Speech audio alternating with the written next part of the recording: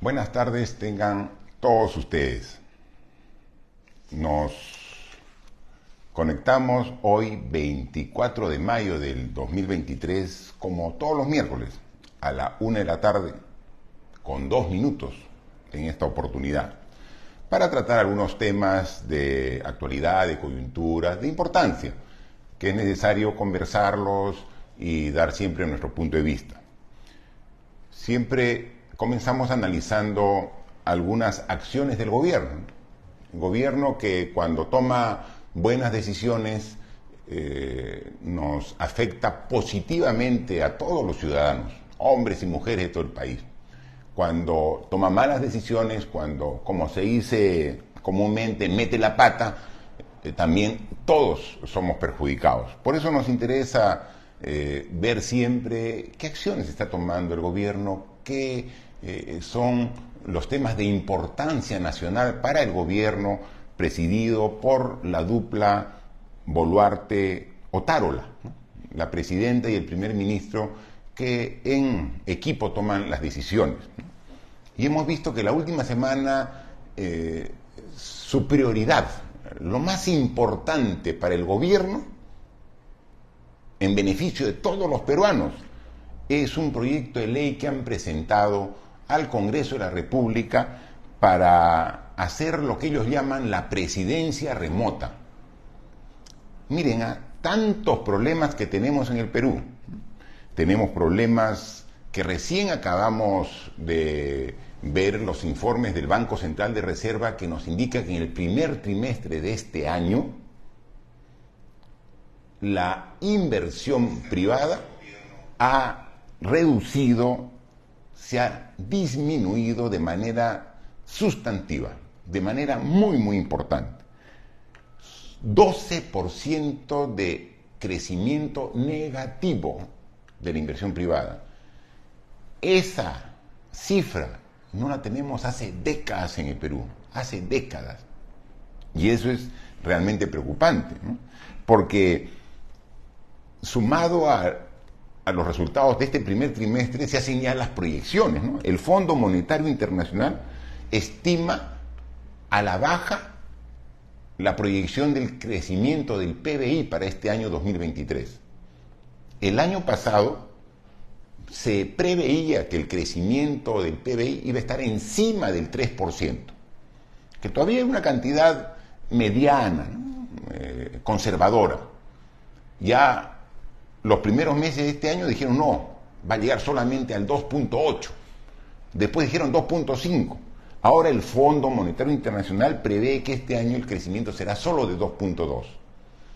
Y cuando hay menos crecimiento, hay menos trabajo, hay menos oportunidades para todos y hay mayor pobreza. Pobreza que el año pasado, 2022, ha aumentado, llegando al 30% de todos los peruanos.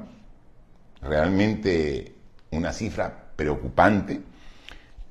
Como también veía los datos de un indicador que es fundamental para el desarrollo de las personas, la anemia en menores de 3 años. Si un niño tiene problemas de anemia, que tiene falta de fierro en su organismo, tiene dificultades para aprender. Y lo que no aprendes de manera adecuada en los primeros años de tu vida, ya no lo aprendes en el resto de tu existencia. Por eso es tan importante controlar la anemia. El año 2018, el porcentaje de niños menores de 3 años con anemia era de 43.5, alto. El 2019 se bajó al 40, se bajó 3%, 40.1. El 2020, recuerden, fue el año de la pandemia, pero así todo con pandemia, bajamos un poquito más. El año 2021 se llegó ya al 38% de niños con pandemia, es decir, una curva que descendía poco a poco, pero iba descendiendo. El año pasado, 2022, de 38% de anemia. El 2021 se ha aumentado al 42% de anemia. Entonces, aumenta la anemia, aumenta la pobreza y disminuye los ingresos, el PBI, las inversiones. Esa es una descripción muy delicada de la situación económica del Perú, que no solamente es un problema de los economistas, es un problema de todos los peruanos, porque cuando así está la economía del país, eso se siente en el bolsillo de sus hogares, con menos ingresos, y cuando hay menos ingresos, hay más dificultad para conseguir alimentos, y estamos entrando a una crisis alimentaria en el Perú. Esa es la situación de nuestro país, que nos preocupa. Si a esto lo sumamos a que recién hemos salido del ciclón Yaku, de los problemas, las lluvias intensas en el norte, y se anuncia la llegada de un posible niño para el tercer o cuarto trimestre de este año. Además de ello, en el tema de salud pública, el dengue, que ya ha afectado a más de 20 regiones del país, hay decenas de miles de infectados y ya hemos superado la cifra de 100 personas que en el Perú han fallecido de dengue, sobrepasando la capacidad de reacción de los hospitales. Los hospitales ya no pueden atender a todos los pacientes con dengue, escasean los medicamentos para tratar esta enfermedad y en consecuencia se elevan los precios. Hay especulación en las farmacias. Sin embargo, la ministra de Salud, Rosa Gutiérrez, dice que todo está controlado.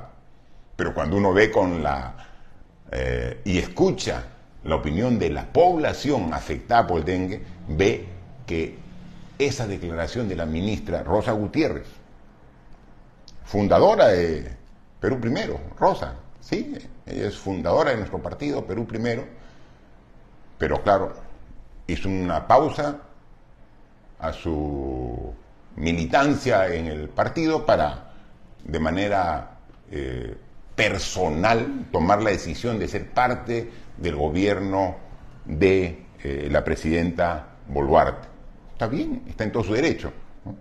Pero nos preocupa que diga que todo está bajo control, cuando la población necesita más acción para atender la propagación del dengue como nunca antes se ha dado en el país. Entonces tenemos el dengue, tenemos un posible niño, tenemos problemas económicos, la inflación no baja, pero ¿cuál es la principal preocupación del gobierno? La presidencia remota. Otárola, en vez de estar atendiendo con la ministra de Agricultura, cómo atender los problemas del campo, de los agricultores, los fertilizantes, en vez de estar con el Ministerio de Transporte, viendo cómo hace las carreteras que tanto falta, con el Ministerio de Vivienda, para ver el tema de saneamiento básico, agua, desagüe, no. Todos los días está reuniéndose con diferentes bancadas del Congreso. Un día va el premier Otárola al Congreso, otro día van las bancadas a su oficina, en el despacho de la presidencia del Consejo de Ministros, para tratar el tema más importante para el gobierno, que la presidenta Dina Boluarte pueda viajar al extranjero y desde el extranjero tomar decisiones vía internet, hacer un despacho virtual, hacer una presidencia remota. Por favor, no hay temas más importantes para que ocupe el tiempo y la prioridad del gobierno. Nos parece realmente una falta enorme de respeto de nuestras autoridades, del gobierno, que esa sea su principal preocupación. Y lo más importante y destacable de este tema es que todas las bancadas están de acuerdo que Dina se vaya al extranjero. Ya habló Fuerza Popular, ya habló Renovación Popular, ya habló Avanza País, es decir, con sus líderes Keiko Fujimori, López Aliaga, APP de Acuña, todos están de acuerdo que la presidenta viaje al extranjero. Que se vaya, y que desde allá puede dirigir el país a control remoto. Increíble. Si no lo puede dirigir estando aquí, ¿cómo lo va a dirigir estando afuera? Pero creo que finalmente vamos a estar de acuerdo los peruanos en que se vaya. Porque puede ocurrir dos cosas. Que si la presidenta Dina Boluarte se va al extranjero, puede que ya no regrese. Y eso sería bueno para el país. Porque llamaría a tomar la decisión de convocar elecciones, porque ya no regresa. La presidenta se fue, está abrumada por los más de 60 personas que han fallecido en las protestas sociales, vienen los informes de la Corte Interamericana de Derechos Humanos, responsabiliza hasta el presidente de la República, Dina Boluarte, de que es responsable, entonces se va y ya no regrese. ¿Está bien? Unas elecciones y escogemos todos los peruanos en unas autoridades. O puede que finalmente se vaya y regrese. ¿Qué va a ocurrir? Simplemente cualquier ciudadano va a poder decir, miren, ¿qué cosa es? Constitución Política del Perú. ¿Qué dice la Constitución Política del Perú? Vamos, revisamos y vemos el artículo 115 de la Constitución Política del Perú. Dice del despacho presidencial.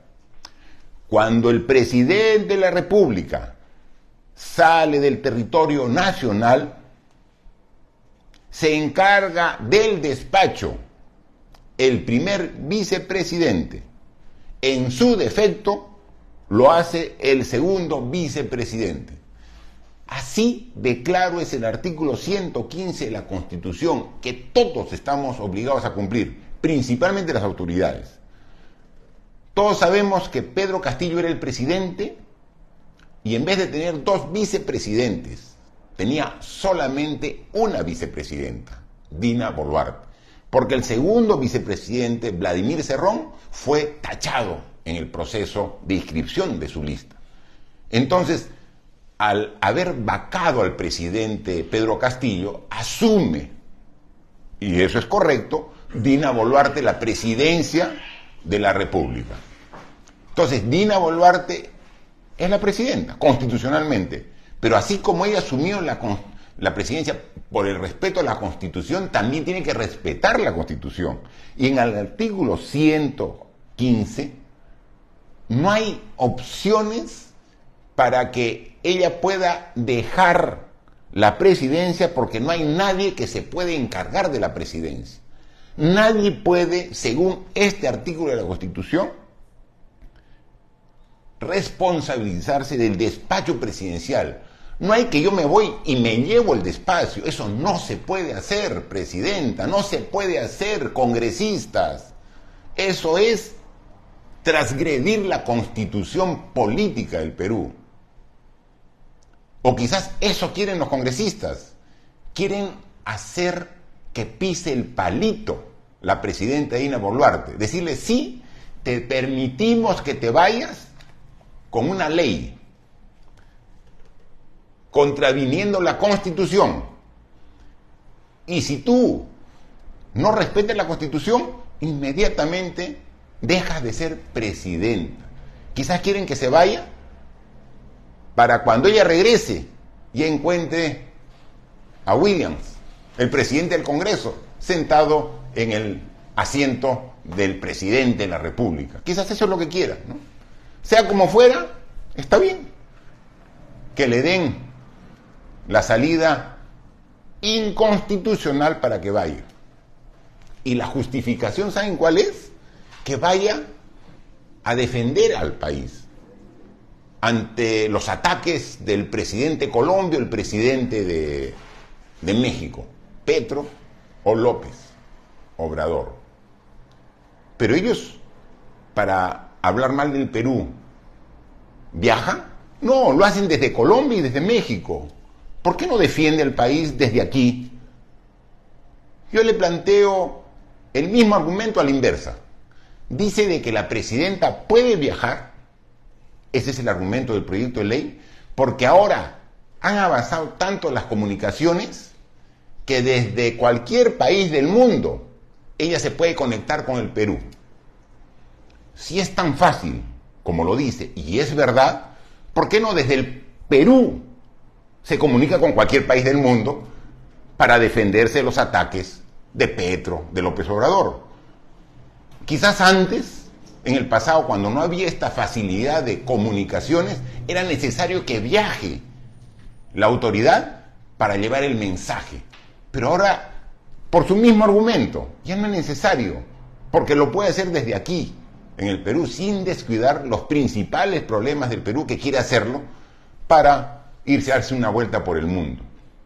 No vaya a ser que le pase lo que le ha pasado al alcalde de Cusco, el señor Luis Pantoja, que al estar el día de ayer en Nueva York para promocionar el Inti Raymi, una fiesta espectacular que se da en el Cusco todos los 24 de junio, tuvo el desliz de decir en un auditorio lleno en el que se encontraba de que en el Perú se respetaba los derechos humanos y el Estado de Derecho. Recibió una pifia monumental, tremenda, de todos los asistentes a ese acto protocolar. Se deslució todo lo que quería. Él fue a promocionar el Cusco y deslució toda la presentación cuando quiso sustentar lo que obviamente todos sabemos en los últimos meses no ha ocurrido en el Perú, que es la defensa irrestricta de los derechos humanos. Tan no se ha respetado eso que el Congreso de la República ha elegido la semana pasada al ofensor del pueblo. No, al defensor del pueblo. Es un lapsus, discúlpenme, pero es un defensor que su primera acción ha sido no de defender, sino de ofender al pueblo. Porque hay tantos grupos vulnerables en el país que necesitan la defensa de una institución como la Defensoría del Pueblo. Tenemos personas con habilidades especiales, tenemos grupos de personas que tienen problemas de discriminación, los familiares de las víctimas de las protestas sociales, los que han muerto en las protestas y que reclaman por los derechos humanos de esas personas. O sea, hay tanta gente que requiere del apoyo de la Defensoría del Pueblo.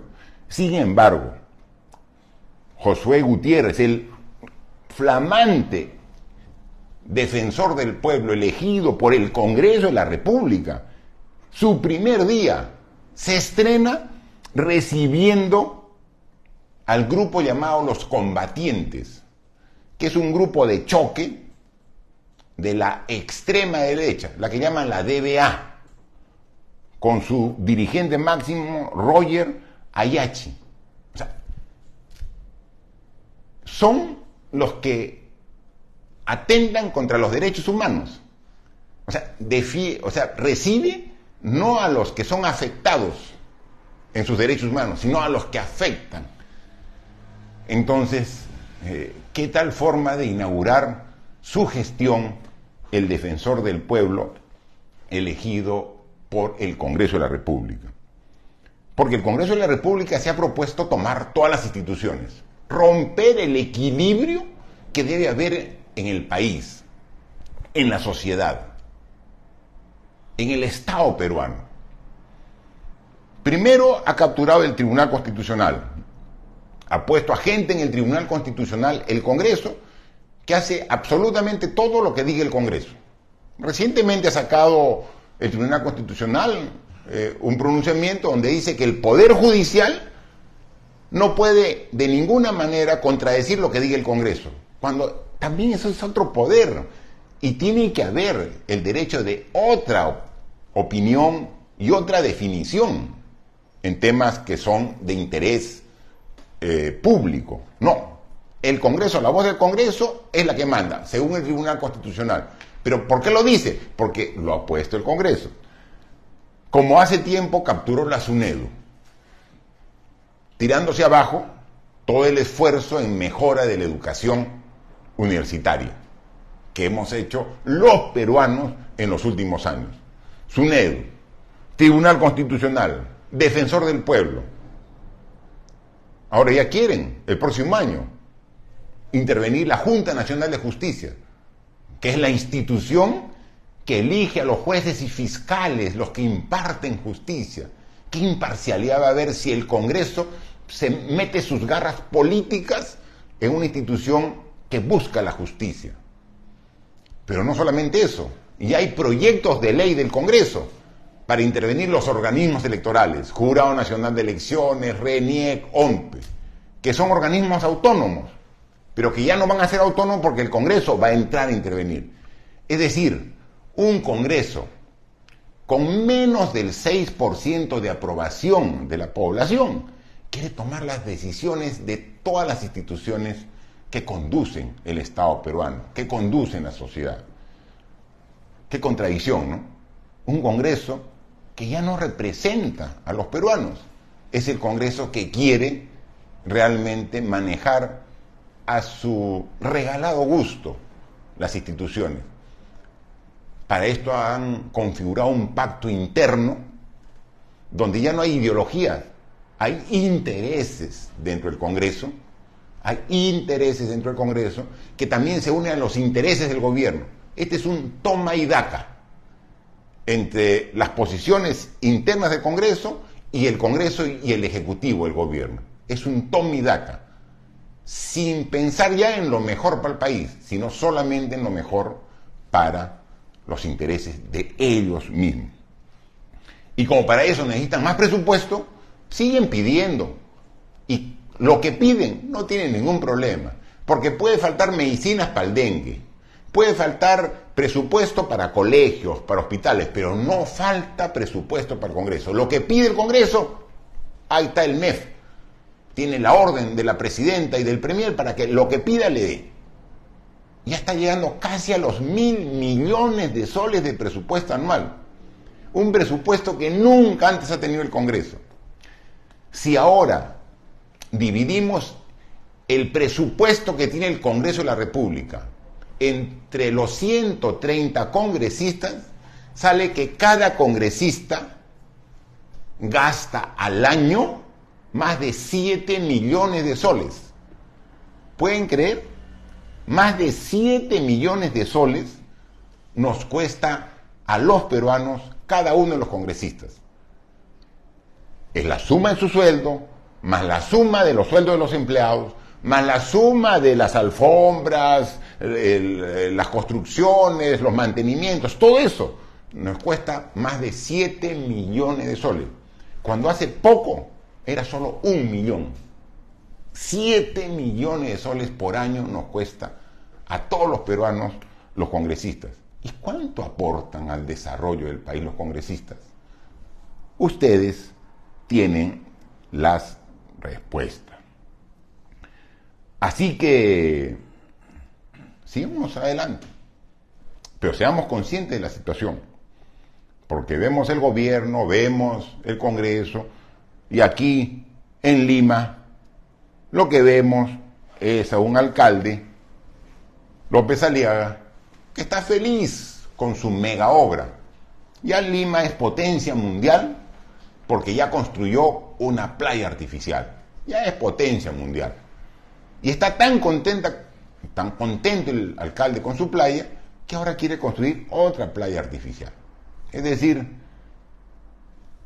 los problemas de salubridad, de agua potable, que falta todavía a millones de limeños, es secundario. Aquí lo que interesa es llevar arena del mar a las piscinas de algunas urbanizaciones o algunos distritos para cambiar la situación del Perú, empezando por la capital, por Lima. No interesa si no hay trabajo, no interesa si no hay agua potable. Mientras haya arena alrededor de la piscina, todos los problemas de Lima están solucionados. Esa es la filosofía de López Aliaga y esa era su visión de Lima, potencia mundial. Ahí están las cosas. Ya para ir concluyendo, manifestar que todos estos problemas que tenemos en el país, ¿qué solución le encontramos? La unión de los que no estamos de acuerdo con lo que ocurra, con lo que las decisiones que toman las autoridades, las instituciones, y generemos una conciencia cívica. Pero para generar una conciencia cívica, tenemos que juntarnos buscando algunos factores comunes que queremos alcanzar los peruanos y peruanas. Reconociendo que somos diferentes, que valemos igual, pero que somos diferentes y que a pesar de nuestras diferencias nos respetamos, que una diferencia entre uno y otro no nos hace más ni menos a nadie. No porque hablemos diferente lengua, porque tengamos una diferente raza, porque